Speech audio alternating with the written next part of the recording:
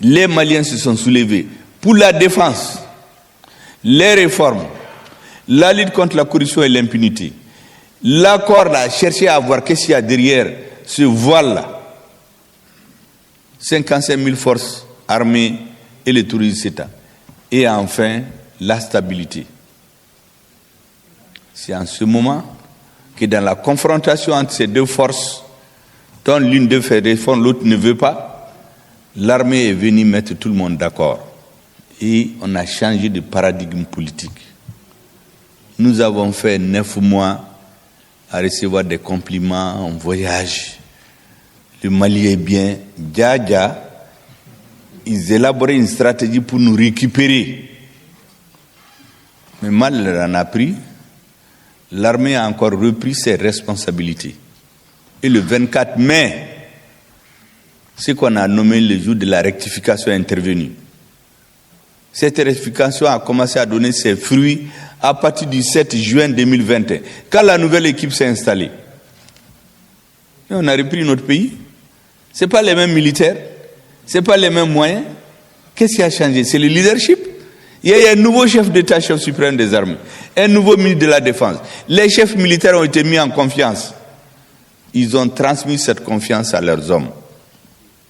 Un peuple qui a confiance peut tout faire. Et l'armée nous a restitué ce que nous avions perdu. On n'avait plus confiance en nous-mêmes. L'armée nous a restitué cette confiance. Et un peuple qui a confiance peut tout faire. Les militaires maliens. Académie et Mandimi et Neba Fo. de Boana. Ça, c'est à partir du début de la rectification. Tout le monde se rappelle. Récemment, d'ailleurs, le ministre de l'administration a rappelé ça à son discours du haut de la tribune des Nations Unies, que c'est à partir de la rectification que les choses sérieuses ont commencé. Et à partir de décembre, l'armée a amené le fer dans le camp des terroristes. C'est pendant cette même période que les Maliens se sont retrouvés pour dire mais qu'est-ce qu'on fait? Ils ont réfléchi ensemble, c'est ça les assises nationales de la refondation. Les Maliens ont tracé une nouvelle feuille de route.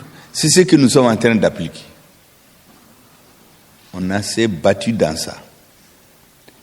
Tous les Africains se sont réveillés. Il n'y avait personne en ce moment, on voulait nous étouffer seuls. Après, le Burkina est venu, le Niger est venu, d'autres sont venus parce que vous savez, chez eux, il y a les bons coups d'État, les mauvais. Quand il y a eu un coup d'État dans un pays que vous connaissez, ils se sont réunis, ils disent attention, en Afrique, là, on a des intérêts. On a voulu nous étouffer. Le peuple a dit non. Il est sorti le 14 janvier, qu'on a baptisé après le jour de la souveraineté retrouvée. Nous avons duré dans cette rectification. Tout le monde nous regarde. Mais aujourd'hui, pourquoi je dis tout ça là? C'est pour que les uns et les autres comprennent. Parce que l'action politique a besoin de pédagogie à certains moments.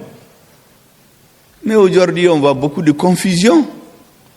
Les deux forces qui étaient opposées là, la force qui dit qu'il ne faut pas de changement là, mais il y a certaines composantes de cette force qui disent aujourd'hui que c'est eux le changement, les nouveaux amis de la transition. Ils veulent chasser les autres. Vous savez, notre premier chef d'État, Modibo Keïta, dit que quand les propriétaires observent sans rien faire, c'est le festival des brigands. Nous n'allons pas accepter que le festival des brigands se fasse au Mali. C'est pour cela que j'ai dit, je le répète, nous sommes à l'heure de la clarification. On a changé de paradigme, on a fait la rectification, il nous faut la clarification aujourd'hui. On ne peut pas continuer dans la confusion. Dans l'histoire des peuples, je vais vous dire comment ça se passe. C'est la lutte des forces politiques et sociales. Lorsqu'ils nous forcent à aller dessus, soit par des élections, soit par d'autres voies, c'est elles qui tracent la voie à suivre. Et tout le monde suit. À un moment donné de l'histoire, le peuple peut dire que ça ne lui convient pas, il change d'avis. Mais il ne vient pas, pendant qu'il gagne, les forces qui ont changé le Mali on leur dit de rester dehors. Celles qui ont été terrassées, là, celles qu'on amène dans la chambre pour discuter, comme quelqu'un disait, il faut que ces gens-là sachent que le Mali, c'est pas eux seuls. Mais le Mali, là, n'est pour personne. Mais il faut être réaliste. À chaque moment de l'histoire, on a une orientation qu'on suit. Et celui qui est contre cette orientation, il ne veut pas que ça marche.